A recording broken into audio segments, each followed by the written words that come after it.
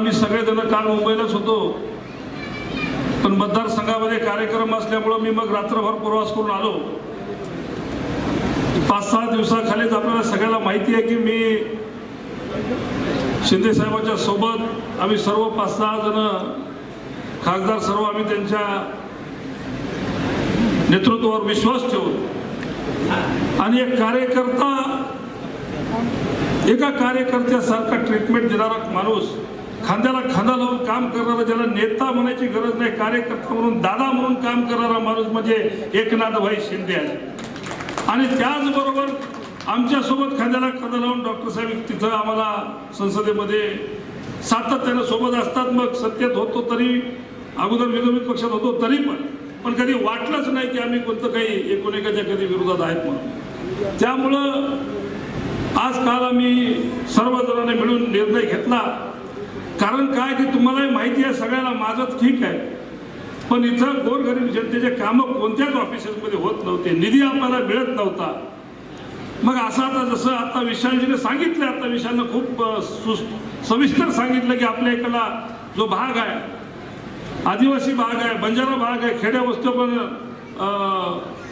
माळ राहणारे माणसं, मग अशा वेळेस कोण आपल्या पाठीशी उभा आहे आणि सत्तेमध्ये जाऊन आपल्याला कसं त्या सत्तेचे फळं घेता येतील, कसा विकास करता येईल, आणि या गोष्टी सर्व गोष्टी विचारात घेऊन मी हा निर्णय घेतला. बांधवांनो, हे 5-6 दिवस अजून जातील.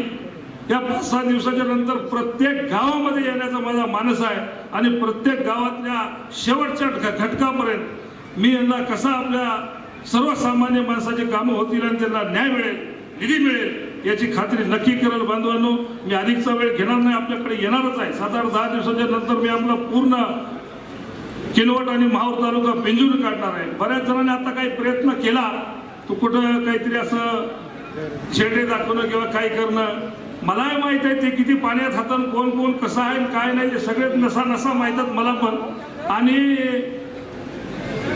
8-10 दिवसाच्या नंतर प्रत्येक गावात येणार आहे. मग असेल हिंमत यावं, त्यांना आम्ही बी हावून ते बी हाव पाहत राहू काय काय होतं काय काय होतं. पण सर्वसामान्याच्या विकासासाठी हे पाऊल उचललेलं आहे. आता बोल त्याच्यात काय माघार बिगार घेण्यासारखा गडी नाही. आणि असं काही एकदा बोललं तर बोललो, झालं तर झालं, जे होईल ते होईल, मग पुढचं पुढे, त्याचा काही विषय नाही. मी 7-8 दिवसामध्ये सगळ्या प्रत्येक गावामध्ये फिरण्याचा प्रयत्न करेल. बांधवांनो, आपल्या आणि डॉक्टर श्रीकांत साहेबांच्या पदात जास्त बोलणं आज उचित होणार नाही, त्यामुळे आपलं सगळेजण त्यांना ऐकायला आलेत. आणि साहेबांना सुद्धा इथला कार्यक्रम करून एक हातगावचा कार्यक्रम करून अजून बेंगलोरला जायचं आहे. आपल्या सगळ्यांच्या विनंतीला मान देऊन साहेबांनी आपल्या किनवट माहूरचा दौरा आपल्या सगळ्याच्या आग्रहास्तव केला, त्याबद्दल मी मनापासून आपल्या सगळ्याच्या मार्फत साहेबांचे धन्यवाद मानतो.